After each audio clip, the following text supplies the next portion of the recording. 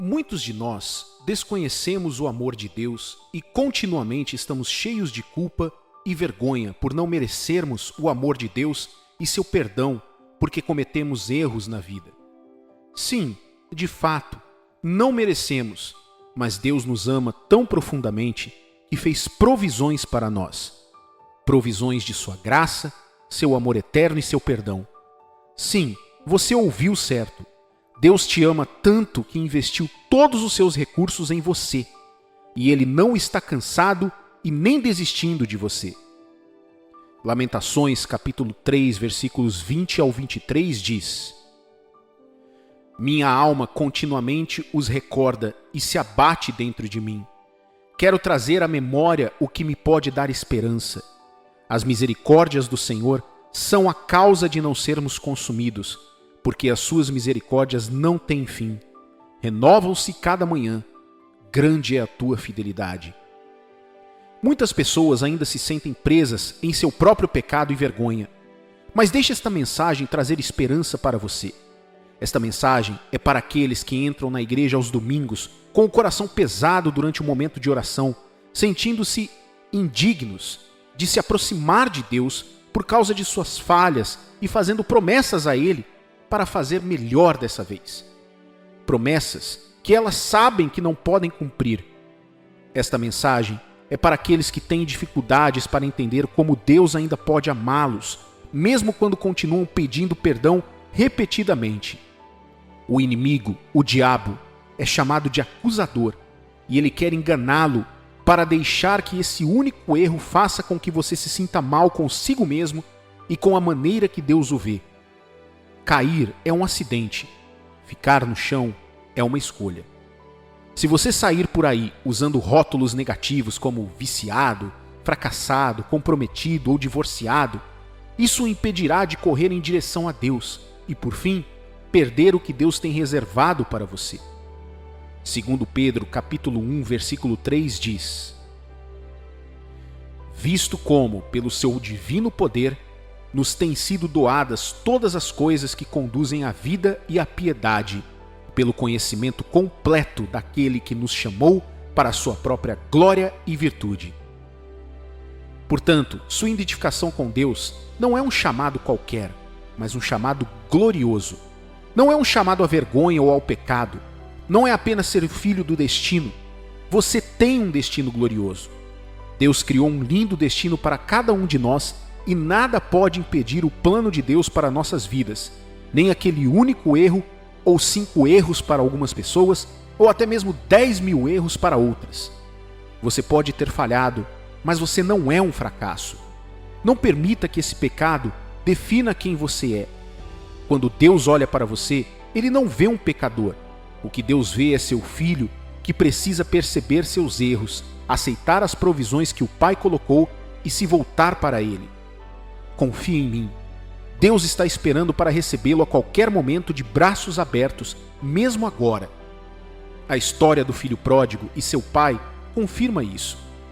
O que você faz quando se vê confrontado com a realidade do pecado em sua vida? Mais especificamente, qual é a maneira saudável de se arrepender e seguir em frente? Antes de abordar qualquer tipo de passos a serem dados, quero abordar o que a Bíblia diz que é o pecado e por que isso é ruim. Isso me ajudou em minha vida a entender por que algo é pecado em vez de apenas ouvir: isso é pecado, não faça isso. Pecado, conforme definido nas traduções originais da Bíblia, significa errar o alvo. A marca neste contexto refere-se ao padrão de perfeição de acordo com a palavra de Deus, e isso é exemplificado na natureza e no caráter de Jesus. É claro que em algum momento de nossas vidas, pecamos contra Deus. A Bíblia diz em Romanos capítulo 3, versículo 23: Pois todos pecaram e carecem da glória de Deus. Ao pensar sobre o pecado, é importante lembrar que, antes de mais nada, o pecado é uma ofensa a Deus, porque vai contra a sua própria natureza de perfeição e santidade. Por exemplo, mentir é pecado porque Deus não pode mentir. Em segundo lugar, o pecado viola a si mesmo, porque é moralmente errado e traz destruição. Em última análise, o pecado nos separa de Deus. No pecado, perdemos nosso destino glorioso ordenado por Deus. O pecado traz a morte para a nossa vida interior e, eventualmente, traz a morte eterna para nossas almas.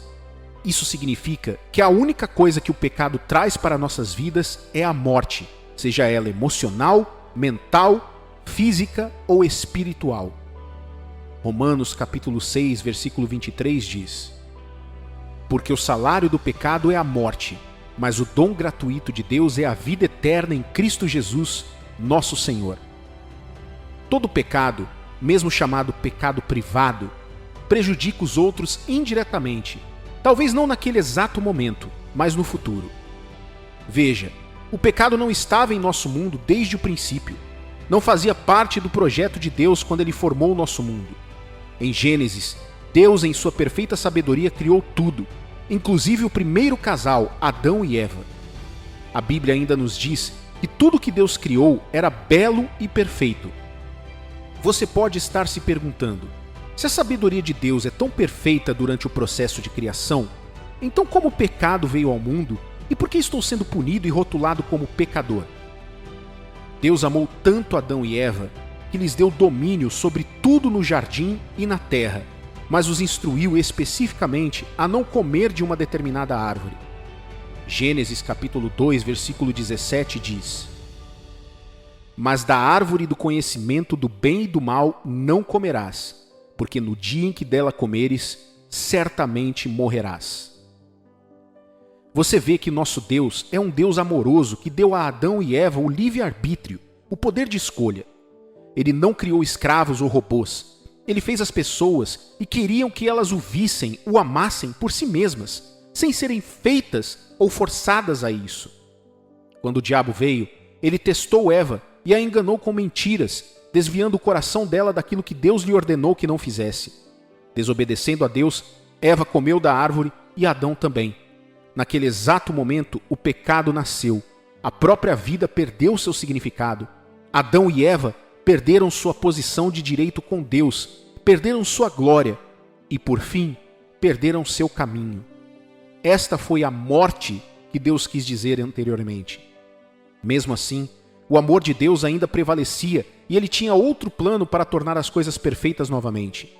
Por isso Ele enviou seu único Filho, Jesus Cristo, a este mundo para nos redimir e nos reconciliar consigo mesmo mais uma vez. Que amor maravilhoso! Que plano brilhante! Que sacrifício Ele fez! Este foi e ainda continua sendo um investimento divino final na humanidade, que todo aquele que crer e se voltar para Jesus será salvo e se tornará um membro da família de Deus, recebendo a vida eterna com esperança de eternidade no céu algum dia. Agora, tendo visto o que é o pecado e como ele afetou a criação de Deus, espero que você possa ver que o pecado tem causado grandes danos e continuará a causar em qualquer lugar que ele seja permitido. Mesmo assim, ainda há esperança para aqueles que sinceramente se voltarem para Deus e buscarem o seu amor. As tentações virão para todas as pessoas e às vezes alguns de nós podemos cair nelas. Mas deixe-me compartilhar com você o que faz a diferença entre aqueles que estão andando na misericórdia e no poder de Deus daqueles que não estão. Como se levantar de seus pecados e se aproximar de Deus? Uma das mentalidades mais difíceis de quebrar é aquela que você carrega quando sabe que está vivendo em pecado. A Bíblia diz que quando isso acontece, o enganador, ou seja, o acusador, Satanás, traz palavras de condenação como: "Ô cara, você fez isso de novo, você não é bom, você nunca estará à altura de nenhum bem." Esse processo de pensamento é chamado de condenação e não é bom.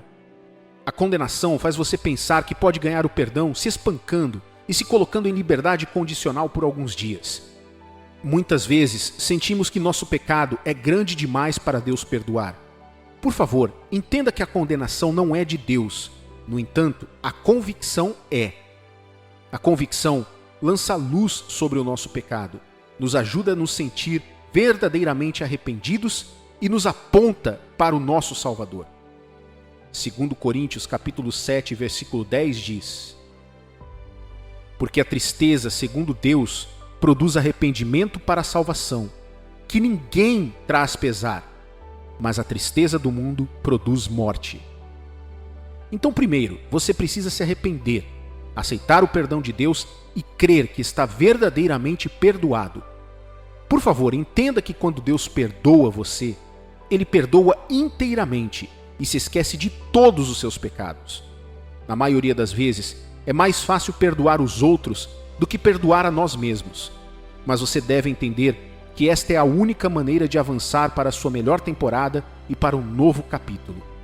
O verdadeiro arrependimento é mais do que reconhecer o pecado, é afastar-se dele e voltar para Deus. Não é simplesmente dizer, Senhor, eu me arrependo, enquanto você ainda está procurando o pecado. Desejar continuar no pecado mostra uma incompreensão desta graça abundante, que é o perdão e desprezo pelo sacrifício de Jesus. Paulo escreveu em Romanos capítulo 6, versículos 1 e 2. Que diremos, pois? Permaneceremos no pecado para que seja a graça mais abundante? De modo nenhum. Como viveremos ainda no pecado, nós, os que para ele morremos? Se você achar que seus desejos são pecaminosos, ore dizendo, Senhor, crie desejos limpos e puros em mim. Retire esses desejos pecaminosos do meu coração. Seja honesto com você mesmo. Você não superará os desejos pecaminosos se não admitir que eles existem. Deus quer libertá-lo de todas as suas obsessões e desejos errados incontroláveis. Ele quer libertá-lo de uma consciência culpada. Quais são os passos para o arrependimento? Reconheça seu pecado a Deus e peça a Ele que o perdoe. Faça um compromisso em seu coração de se afastar desse pecado.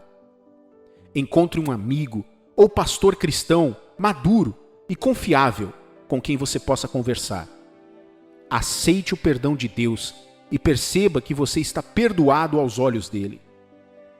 Quando o pecado está na escuridão ou no segredo, ele prospera. Mas quando você confessa seus pecados ou os esclarece, conversando com alguém maduro sobre isso ajuda a anular o poder da vergonha. Acredito que o passo final de aceitar o perdão de Cristo é crucial para o seu compromisso de abandonar o pecado. Este é o ato de aceitar que somos uma nova criação por causa do sacrifício de Jesus na cruz. Pare de permitir que alguém o rotule com negatividade, nem mesmo você. No momento em que você se afasta do pecado e escolhe se arrepender, nesse instante você se torna um novo homem, uma nova mulher. Se você acreditar nas mentiras do acusador, isso o afastará do seu destino. O único que pode pará-lo é você mesmo. Se você caiu em pecado, isso também se aplica a você. Limpe-se e lembre-se de que você é um cristão, um filho de Deus, um indivíduo santo. Você é melhor do que isso e não pertence a este lugar. E se afaste sem olhar para trás. Quando estou aceitando o perdão de Deus, falo em voz alta em uma oração. Um exemplo pode ser: Senhor, aceito o teu perdão e creio que fui justificado aos teus olhos. Obrigado, Jesus, por me perdoar. Amém. A vida cristã tem tudo a ver com glorificar e amar a Deus, desfrutando assim de estar com Ele. Não é para tentar não pecar. Não estou tentando diminuir a seriedade do pecado, mas estou tentando aumentar a importância da busca de desfrutar de um relacionamento com Deus. Quando você gosta de estar com Deus, você obedece a Ele consistentemente, porque essa obediência é baseada no amor. E o amor produz espontaneamente uma poderosa forma de obediência. Amigo, os recursos de Deus são um privilégio para aqueles que vêm a Deus. Nosso destino glorioso ordenado por Ele está disponível apenas para aqueles que confessam seus pecados e se voltam para Deus. Faça isso agora mesmo. Ele está esperando por você. Não morra em seus pecados.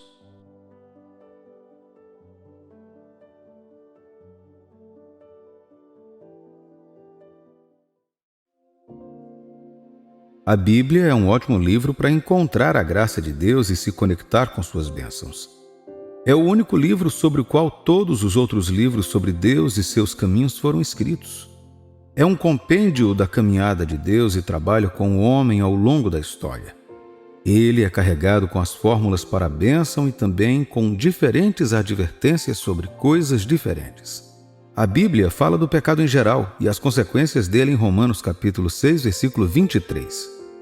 Porque o salário do pecado é a morte, mas o dom gratuito de Deus é a vida eterna em Cristo Jesus, nosso Senhor. Os padrões de Deus para o pecado em geral nunca mudaram. Muitas vezes na Bíblia Deus nos adverte sobre o pecado e há inúmeras histórias de pessoas que cometeram esses pecados e morreram como resultado. A Bíblia deu advertências sobre os diferentes tipos de mal que os homens fazem e as consequências que lhes são inerentes. A Bíblia fala sobre os pecados de idolatria, roubo, blasfêmia, avareza, ganância, assassinato e muitos outros, mas há um em particular sobre o qual quero falar. Na Bíblia, os pecados de adultério e fornicação foram explicitamente tratados por Jesus e pelos profetas em muitas ocasiões. Mas no livro de Êxodo, capítulo 20, versículo 14, diz: não adulterarás. No Novo Testamento, a Bíblia foi ainda mais longe para colocar esta mesma passagem em um contexto mais claro e simples. No livro de Mateus capítulo 5, versículos 27 e 28, a Bíblia diz: ouvistes o que foi dito, não adulterarás. Eu, porém, vos digo, qualquer que olhar para uma mulher com intenção impura no coração, já adulterou com ela. E o nosso mundo em geral parece estar aceitando essa anormalidade no mundo. As pessoas não desaprovam o adultério tanto quanto costumavam.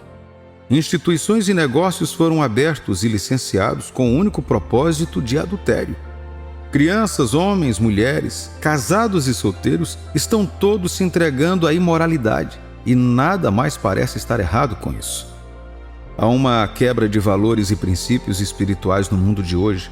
Onde quer que você olhe hoje em dia, parece haver uma maneira mais barata de cometer adultério. Em nossos telefones, computadores, tablets e televisões, há imagens que trazem à mente pensamentos de fornicação e adultério. A pornografia tomou conta da nossa sociedade e o diabo tem usado isso para arruinar nossos lares e casamentos. Os casamentos não são mais convênios sagrados, mas sim uma demonstração de crescimento e realização social. Famílias foram desfeitas e os planos de Deus interrompidos em suas vidas por causa dos casos desenfreados de adultério em nossa sociedade. Não é de admirar que não estejamos vendo a mão de Deus no reavivamento como deveríamos nesta geração. A taxa de divórcio continua subindo a cada dia e mais de 70% desses divórcios são devidos à infidelidade do parceiro. O pecado de adultério é um dos obstáculos para Deus alcançar nossa geração. Lembra da história de Sodoma e Gomorra na Bíblia? Era uma cidade em uma geração onde homens dormiam com homens e mulheres dormiam com mulheres. Sodoma e Gomorra eram cidades de imoralidade sexual, fornicação e adultério. Isso soa familiar com o que está acontecendo em nosso mundo e sociedade hoje? A cidade foi recebida com total destruição e condenação. A Bíblia descreve isso no livro de Gênesis, em capítulo 19, versículos 24 e 25. Então fez o Senhor chover enxofre e fogo da parte do Senhor sobre Sodoma e Gomorra, e subverteu aquelas cidades e toda a campina e todos os moradores das cidades e o que nascia na terra. No versículo 28 de Mateus 5, onde li anteriormente, a Bíblia fez questão de deixar a questão do adultério mais clara. Ao longo do tempo, muitas pessoas tentaram explicar o adultério de maneiras diferentes. Infelizmente, muitos desses casos são originários na própria igreja. Muitos pregadores e pastores hoje apresentam explicações sobre o adultério muitas vezes para se adequarem ao seu estilo de vida. Muitas pessoas tentarão definir o adultério como quando um parceiro casado tem relações sexuais com alguém que não seja seu cônjuge. Mas a Bíblia nos diz que isso vai muito além. Você pode cometer adultério em seu coração apenas olhando para uma mulher com desejo. Seus olhos são a porta de entrada para sua mente. O que quer que seus olhos vejam é o que sua mente interpreta, e a Bíblia é muito específica sobre guardar seu coração porque é a fonte de todos os assuntos, incluindo a vida e a morte. Então, dependendo do que está acontecendo dentro de sua mente, você pode morrer ou viver em seu coração. Você tem que manter seus olhos fixos em Deus e em seus caminhos. Preste atenção à palavra de Deus em seu coração para que você não peque contra ele. Garantir constantemente que você monitore o que os seus olhos transmitem à sua mente é a chave para evitar os pecados de adultério. Há um grupo de pessoas, mesmo na igreja hoje, que não aceitaria as verdades do reino. A Bíblia nos alertou contra falsos profetas e pregadores no fim dos tempos e, infelizmente, muitos desses falsos profetas estão na igreja hoje. Muitos deles explicaram a sacralidade do casamento e banalizaram o adultério em nome do divórcio. É uma prática comum um homem deixar sua esposa e se casar com outra mulher. Algumas pessoas hoje se casam 5 vezes na vida. Até mesmo pregadores e pastores explicam isso, dizendo que isso é liberdade de escolha e não uma aliança entre 2 pessoas e Deus. No livro de Mateus 19, versículos 8 e 9, Jesus respondeu: Respondendo-lhes Jesus: Por causa da dureza do vosso coração é que Moisés vos permitiu repudiar vossa mulher. Entretanto, não foi assim desde o princípio. Eu, porém, vos digo: quem repudiar sua mulher, não sendo por causa de relações sexuais ilícitas, e casar com outra, comete adultério. E o que casar com a repudiada, comete adultério. Todos os dias pessoas se divorciam por causa do desejo por outra pessoa enquanto estão casadas com seus parceiros. Pastores deixaram suas esposas e membros casados em suas igrejas, e essas visões e anormalidades se tornaram uma tradição no mundo de hoje. Por causa de seus objetivos egoístas, os líderes da igreja não apenas mudaram essa sagrada ordenança do casamento, mas também a endossaram a unir esses casais no altar de Deus. O mundo está se movendo em uma direção perigosa. O que conhecíamos como padrão de vida quase não existe mais. Em um mundo onde fazer a coisa certa parece tolo e ridículo, mesmo na igreja de Deus, quando você tenta fazer as coisas certas, às vezes os líderes e pastores da igreja tentam desencorajar seu coração e mudar sua percepção desses pecados. Grandes avenidas para se entregar a esse sistema de adultério e fornicação abundam em todos os lugares ao nosso redor. Nós vemos isso mais do que vemos as coisas de Deus projetadas em telas e tabloides. O baixo preço do adultério em nossa geração o torna acessível a quase todos. Como filhos de Deus, o mundo não mudará por nossa causa. Na verdade, a Bíblia nos diz para esperarmos que coisas piores aconteçam. Portanto, em vez de orar contra isso, prepare seu coração para as tentações que virão, porque elas virão. A Bíblia nos fala em uma época em que as mulheres se reuniam e diziam a um homem que queriam se casar com ele e se sentiriam confortáveis como co-esposas. As escolhas da morte e da vida foram colocadas diante de nós. Escolher ir com o mundo ao adultério e matar o seu coração, ou escolha o caminho da pureza sexual e ganhe a vida por meio de Jesus Cristo. Seus pais podem estar se entregando a isso. Amigos e entes queridos podem ter tornado comum o adultério. Afinal, pode até não parecer tão sério assim.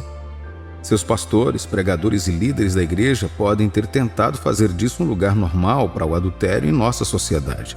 Mas ouça-me, o padrão de Deus nunca mudou em nenhuma geração.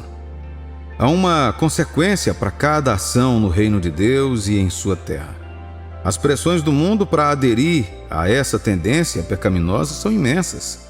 Isso não deveria surpreender a igreja de Deus, porque Jesus nos disse que as tentações surgirão e os homens zombarão de nós por não acreditarmos e seguirmos seus caminhos.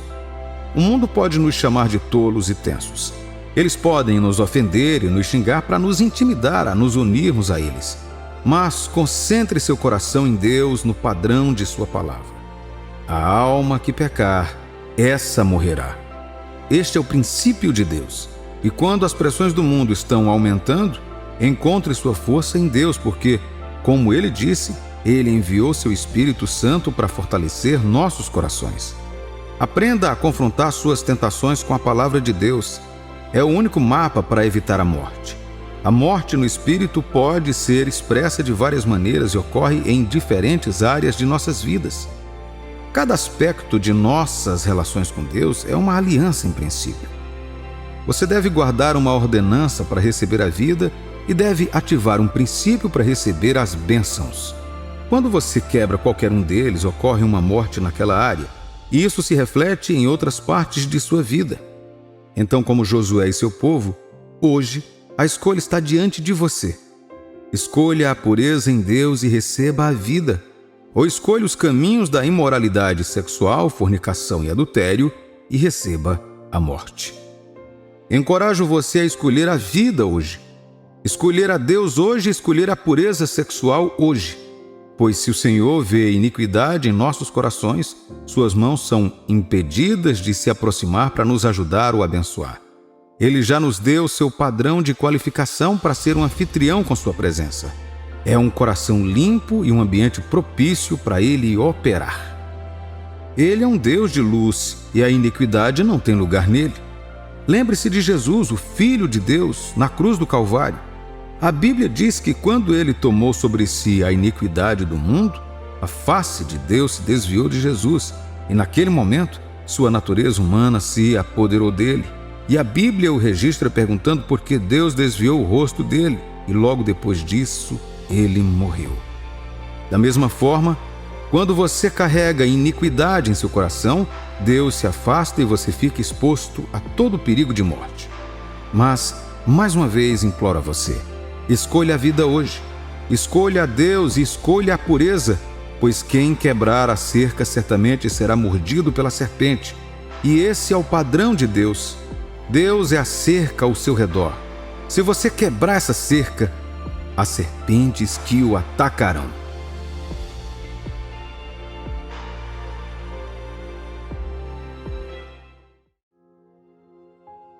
A vida bagunçada é uma vida que está em um estado visível de deterioração, tão ruim que parece impossível de salvar. É uma ocorrência tão ruim que você não consegue enxergar que voltará a ter uma vida vitoriosa, condições de vida agradáveis, um relacionamento saudável ou o que quer que você tenha desfrutado antes da confusão entrar na sua vida. O futuro parece tão sombrio, tão monótono e tão negativo que perde toda a cor. Você provavelmente está pensando consigo mesmo que está perdido, que definitivamente o perigo que perseguiu sua história de sucesso o tempo todo finalmente alcançou sua vida. Esta é uma fase de classificação tão baixa que quase ninguém fala dela. Ninguém se orgulha das marés baixas de suas vidas. Ninguém se orgulha das estações sombrias de suas vidas. Ninguém gosta de lembrar ou falar tanto sobre elas. Todos nós trancamos essas histórias de desespero em poços ocultos de nossas memórias. A história registra nomes tão grandes e proeminentes que tiveram tantos problemas que quase foram completamente apagados pela virada dos eventos no tempo. Esta é uma realidade triste, mas verdadeira. Infelizmente, o que vemos nas páginas de biografias e revistas são os feitos incríveis alcançados por tais grandes homens, a riqueza, o esplendor, o privilégio e as propriedades acumuladas por eles ao longo de suas vidas, suas conexões com aliados políticos relevantes e altamente colocados e potências internacionais que ajudaram sua ascensão meteórica à fama e ao estrelato. A verdade sobre a qual nos recusamos a enxergar é que todos os que surgiram encontraram mais baixos do que altos no início. Eles conheceram o gosto do amargo, da dor e do sofrimento e beberam deste cálice tantas vezes. Os sucessos que medimos são pequenos momentos de felicidade que fizeram suas vidas parecerem um conto de fadas.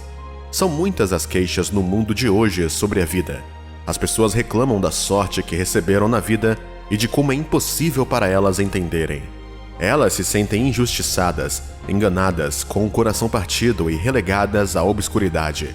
Infelizmente, Deus é o mais intencional quando se trata de fazer eventos históricos com as fases sombrias da vida dos homens. Ele está ciente da maldade do inimigo e das probabilidades aparentemente contra você. Jesus sabe, ele não te deixou sozinho contra isso. Ele tem muitos propósitos sobre sua vida. Ele está ciente de qual é o seu limite para lidar com problemas. Ele o conhece como a palma de sua própria mão. Ele está ciente de suas tendências e do seu potencial, e ele sabe, Deus sabe. Ele conhece as histórias tristes que envolveram sua vida e está ciente das condições desfavoráveis que o cercam por todos os lados. Ele sabe, Jesus sabe tudo sobre suas lutas. Estou aqui para dizer que há esperança para você. Há um lugar de paz absoluta além de todo estigma e abuso. a um lugar de segurança longe dos insultos e do olhar crítico dos inimigos e daqueles que duvidam ou suspeitam de você. Este lugar está garantido no plano de Deus para você. Não importa o quão perigosos sejam os tempos em que estamos, Deus tem um fim conhecido para a sua vida.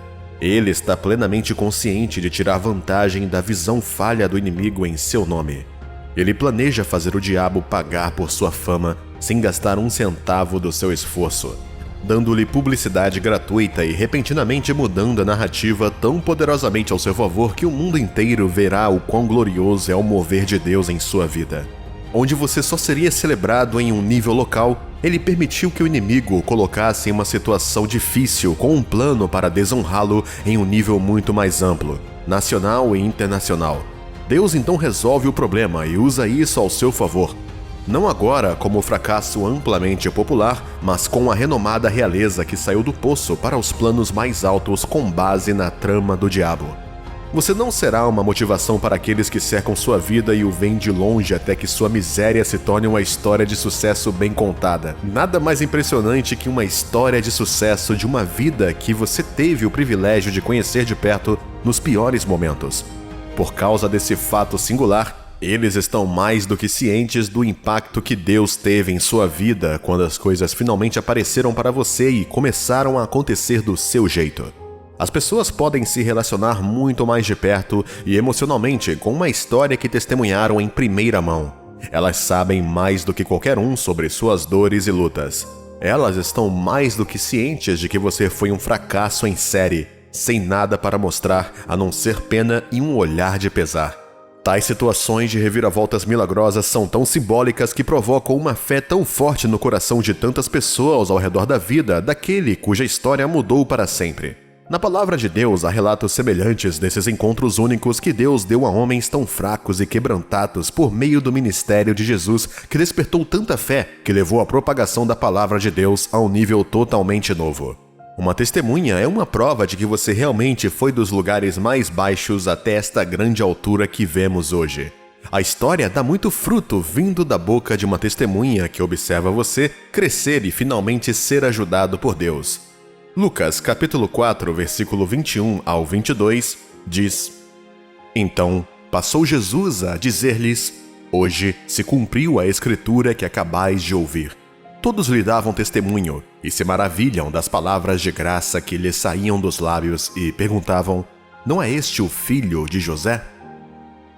Sua desvantagem, o problema que o está deixando em desgraça hoje, a questão que se tornou motivo de zombaria para você, o colocaram em uma plataforma elevada para ser insultado e arrastado para a lama por um público muito maior que pode ver em sua vida que isso foi um plano de Deus. O diabo não sabe disso, então ele avança para desgraçar, insultar e destruir a sua imagem por meio desses eventos. Esta não é a primeira vez que Deus faz o diabo parecer um tolo sobre a vida de tantas pessoas antes de você.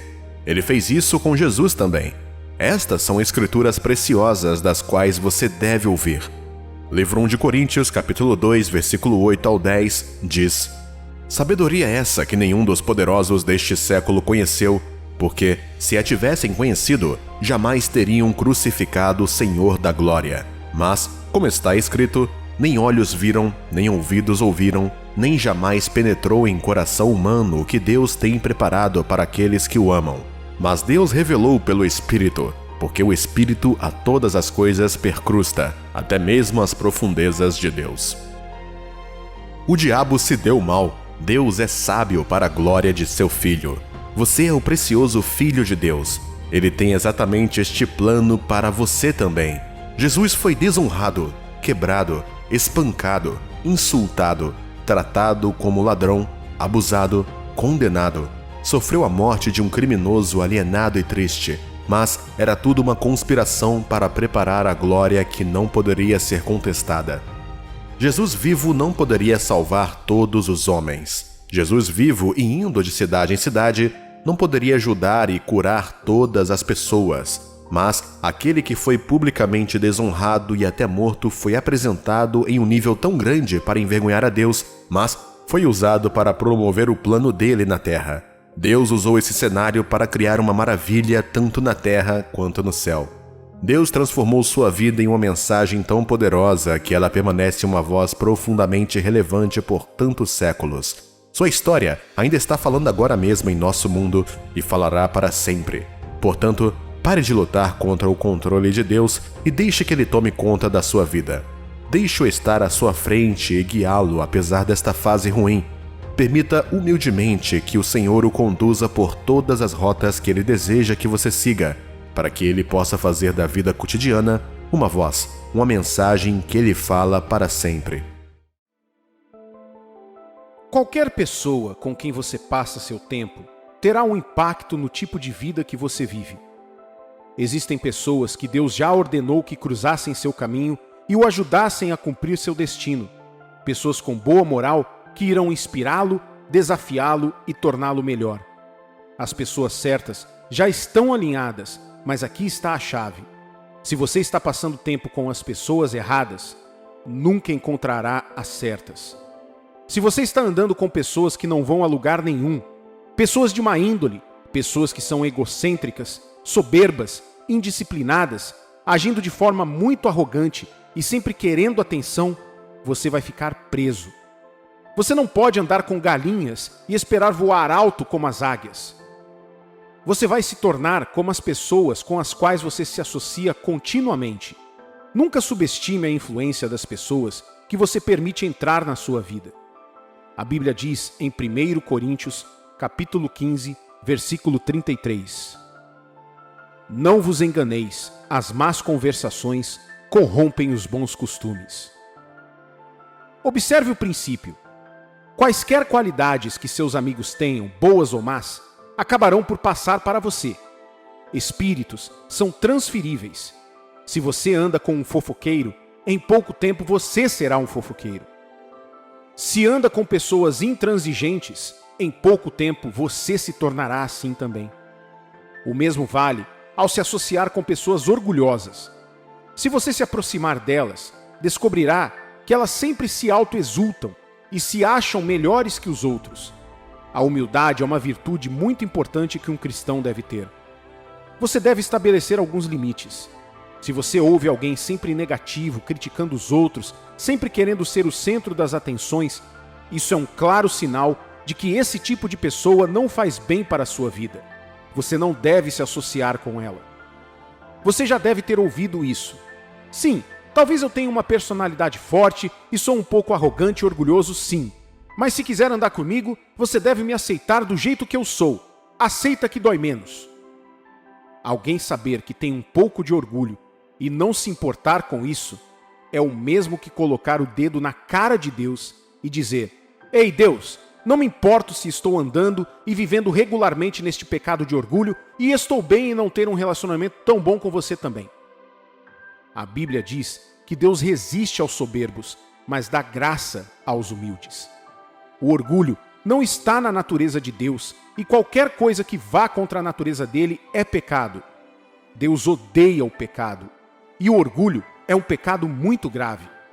O espírito de orgulho é inato e detestável para Deus e, como tal, quando nos tornamos cristãos, devemos identificar e remover toda semente de orgulho em nós e nos comportar como Cristo. Quando se trata de diagnosticar o coração, aqueles que sofrem com o espírito de orgulho têm dificuldades em identificar sua doença.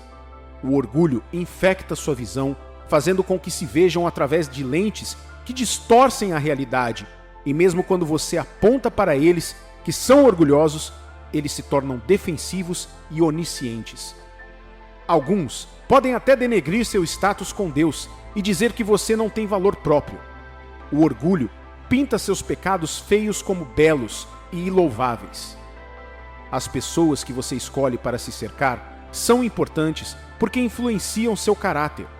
Quando você escolhe se cercar de companhias erradas, pessoas sem boas maneiras e que não são benéficas para o seu destino, elas podem corromper o seu caráter.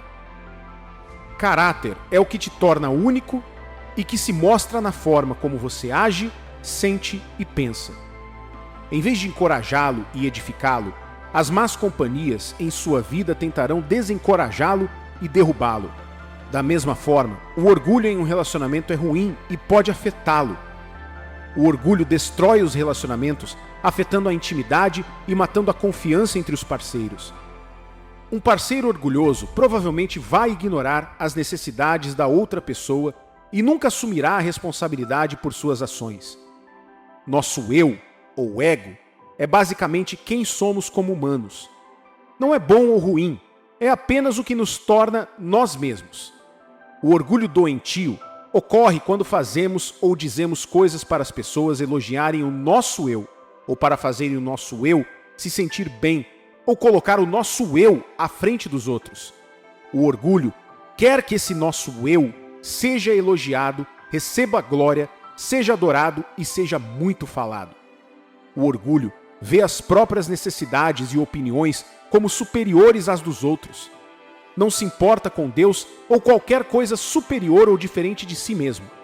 Uma pessoa orgulhosa trata os outros como inferiores e se ofende facilmente. O orgulho é a principal causa dos relacionamentos destruídos, fracassos pessoais e coletivos e a raiz do mal. O orgulho é uma ferramenta que o diabo usa para destruir as pessoas.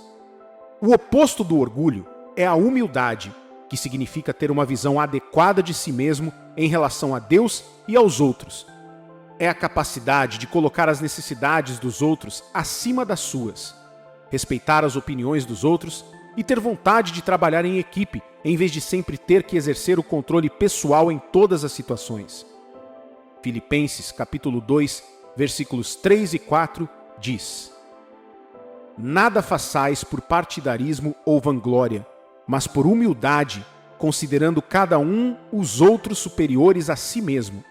Não tenha cada um em vista o que é propriamente seu, senão também cada qual o que é dos outros. Mas como você identifica o espírito de orgulho nas pessoas? Geralmente, pessoas orgulhosas pensam que são humildes. Um dos sinais de orgulho é se recusar a admitir sua luta contra ele. Portanto, chamar a si mesmo de humilde é uma falsa humildade. Embora o orgulho faça as pessoas filtrarem o que há de terrível em si mesmas, também as leva a filtrar a bondade de Deus nos outros. Elas os peneiram, deixando apenas suas falhas caírem em sua percepção. Ao ouvir uma pregação ou estudar uma passagem da Bíblia, é o orgulho que provoca a terrível tentação de pular a cirurgia do espírito em seu coração e, em vez disso, redigir uma postagem mental em um blog ou planejar uma conversa em potencial para as pessoas que realmente precisam ouvir isso, como se elas precisassem ser corrigidas. Quando o orgulho vive em alguém, essa pessoa está muito mais preocupada com a percepção dos outros sobre ela. Ela luta contra os pecados que afetam a maneira como os outros os veem e fazem as pazes com aqueles que ninguém vê. Ela tem grande sucesso em áreas de santidade que têm responsabilidade altamente visível, mas pouca preocupação com a disciplina necessária. Já a humildade se aproxima de Deus com a segurança em Cristo Jesus. Se faltar o humilde ou a segurança nessa equação, o coração pode muito bem estar infectado pelo orgulho. Algumas pessoas não têm falta de intrepidez diante de Deus, mas se não forem cuidadosas, podem esquecer que Ele é Deus. Alguns, em sua grande alegria diante de Deus, não têm considerado o suficiente por esta regra, escrita no livro dos Salmos, capítulo 2, versículo 11, que diz: Servi ao Senhor com temor e alegrai-vos nele com tremor. Alguns podem não sentir confiança diante de Deus, o que soa como humildade, mas na realidade é outro sinal de orgulho. Nesses momentos, eles estão testificando que acreditam que seus pecados são maiores do que a graça de Deus. Pessoas orgulhosas estão famintas por atenção, respeito e bajulação em todas as suas formas. Talvez soem como se vangloriando sem vergonha de si mesmas. Talvez seja não conseguirem dizer não a ninguém porque precisam ser requisitadas. Talvez pareçam uma sede obsessiva de casamento, ou fantasiar sobre um casamento melhor porque estão com fome de serem bajulados. Talvez pareça estar sendo perseguida pelo desejo do carro certo, ou da casa certa, ou do título certo no trabalho, tudo porque buscam o elogio que vem dos homens quando conseguem essas coisas. O orgulho prefere algumas pessoas a outras. Ele honra aqueles que o mundo considera dignos de honra, dando mais peso às suas palavras, desejos e necessidades, sempre pensando que já sabe de tudo ou que sabe mais do que os outros. O orgulhoso pensa que sua posição é tão alta que ele não pode recolher o lixo, ajudar na limpeza ou servir aos outros. Somente quando o Espírito de Deus está se movendo, já os humilhando, as pessoas afligidas com o espírito de orgulho podem remover as lentes da soberba de seus olhos e ver a si mesmas com clareza.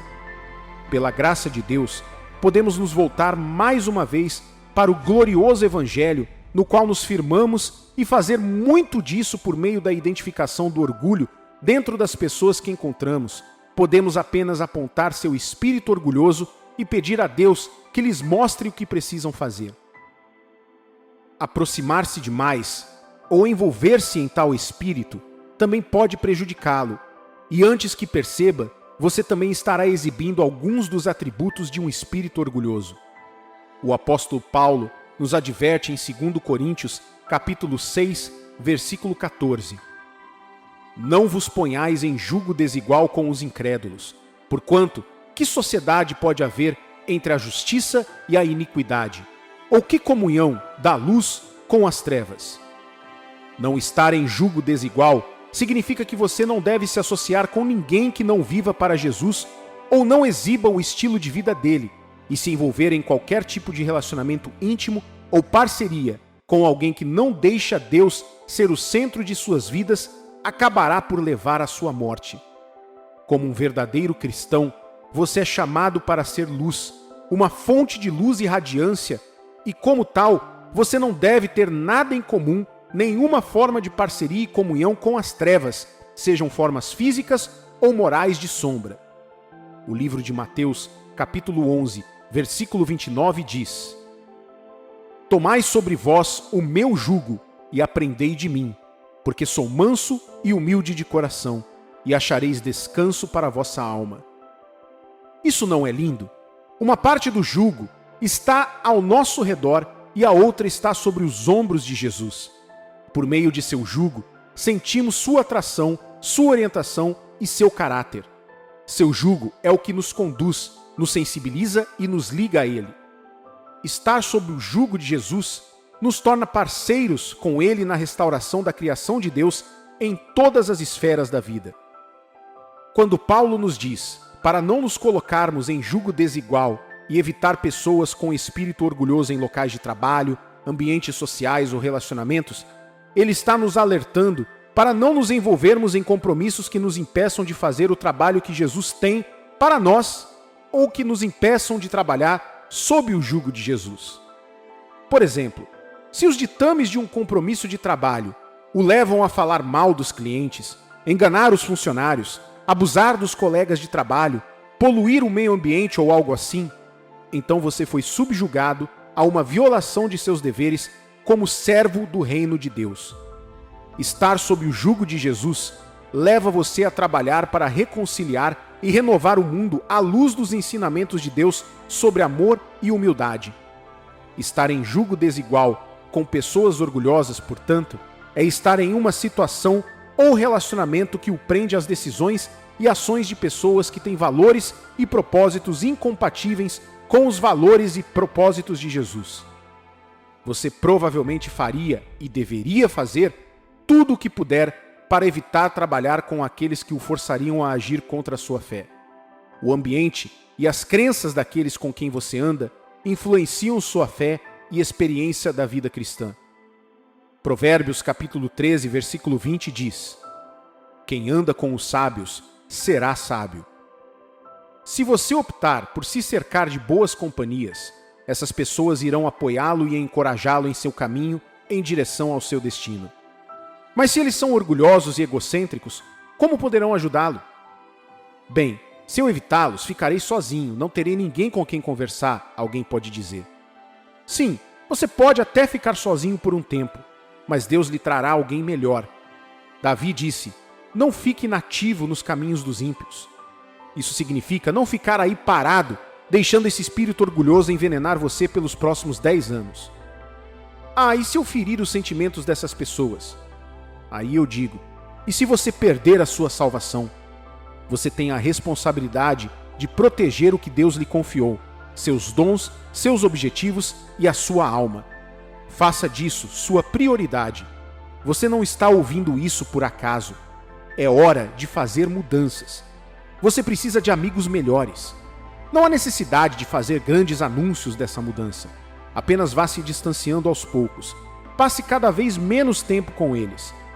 Lembre-se deste princípio. Se você não se livrar das pessoas erradas, nunca encontrará as pessoas certas. Portanto, avalie regularmente suas amizades. Certifique-se de estar perto de pessoas da luz, pessoas que o inspiram e o tornam melhor. Deus sabe quem deveria estar em sua vida e quem não deveria. Sempre confie em Deus para trazer as pessoas certas para a sua vida enquanto você segue em frente para cumprir o seu destino.